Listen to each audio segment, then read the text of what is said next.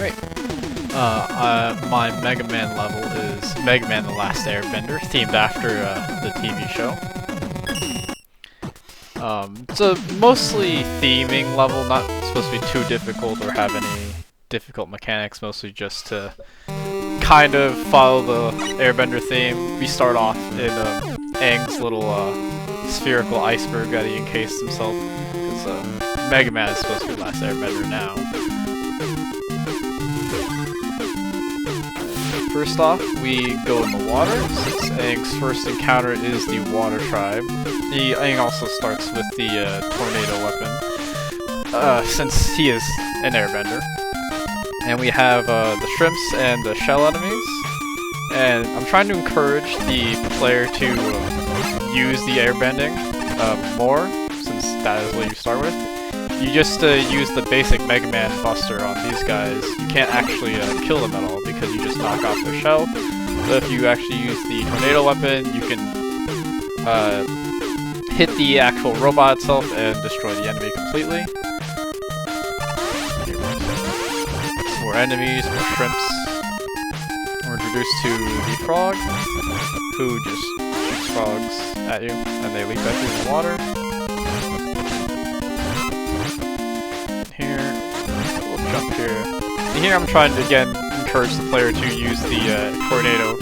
I put the spikes here to encourage the player to kind of just sit here, and then the frog's over there, so you can't just jump over him either.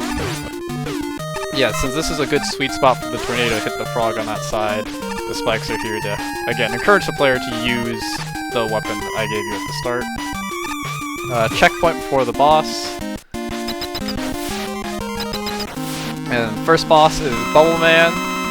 Not quite the same as in Avatar, since you don't fight a waterbender first, but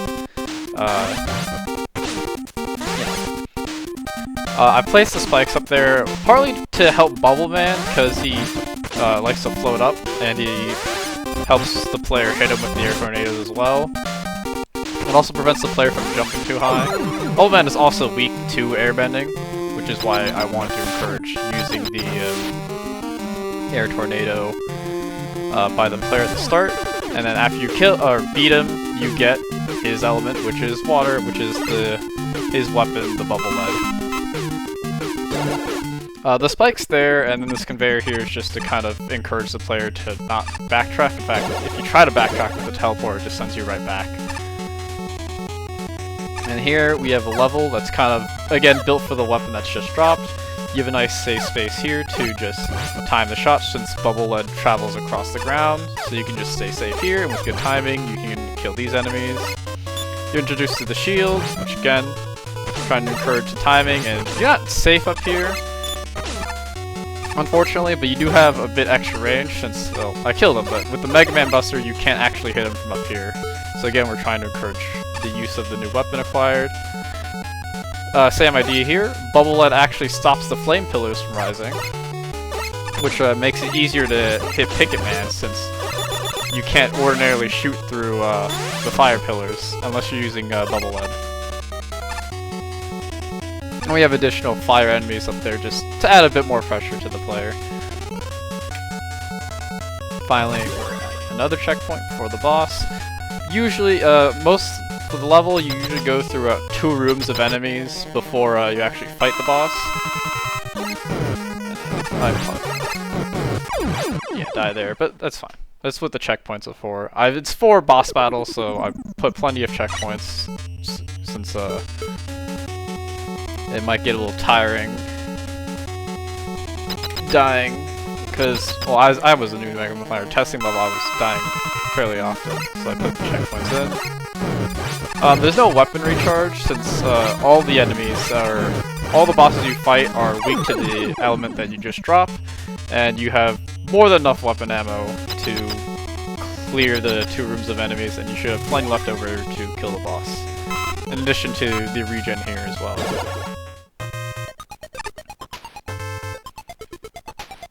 Here again, we have a weapon that's very good for our environment. The rocks get destroyed by the fire shield from the weapon, while also letting you do damage forwards. Ignites the oil. as well. Not that it matters, there's no enemies down there. And it does kill you instantly. But, you know, just a bit of platforming trouble. And yeah, the reason why we have the health and weapon energy here is so that if the player somehow runs out of all their weapon energy in these first two rooms and you die here, you should be able to just replenish it there. So realistically, the player should never have any weapon energy drain, all their weapon energy drained before they reach the first boss of that room. And Fire Shield, extremely helpful here again, against the enemies that drop.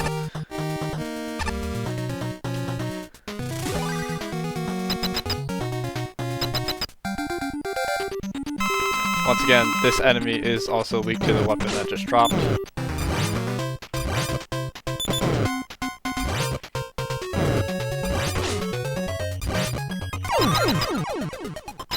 You get his weapon, these stones, and once again, can't come back. And these stones are also, again, very nice for the enemies that are in this level.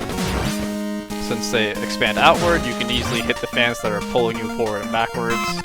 It also helps clear those eye enemies.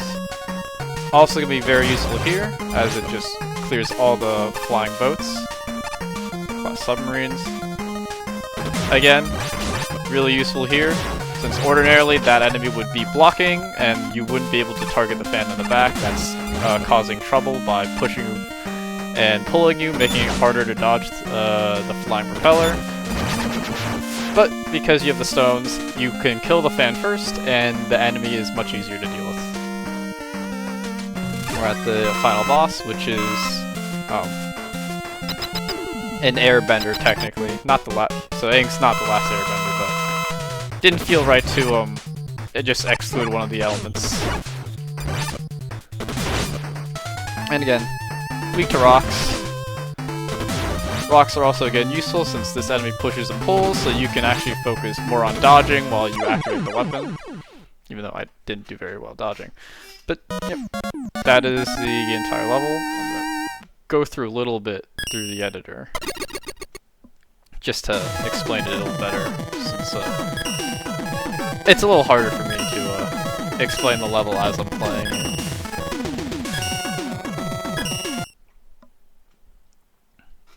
So yeah, start off here.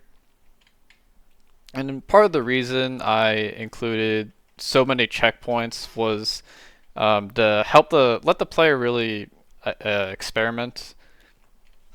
Because, well, personally for me as a new Mega Man player, I don't know what all the weapons do or what all the enemies do, so I find it really helpful to have the checkpoints here to really test things out with the weapons that I'm getting, especially since the player is getting new weapons after every boss. It lets the player have a bit more degree of freedom and error. Oh, and also the music does change with every room following the Mega Man game they're from, which is another thing I wanted to try to achieve. Every Mega Man boss in their section has only enemies from their game. So Flame Man's from Mega Man 1, all these enemies and items and obstacles are all from Mega Man 1. Bubble Man, which is the first boss, only has objects and enemies from Mega Man 2. So just trying to keep a solid theme there as well.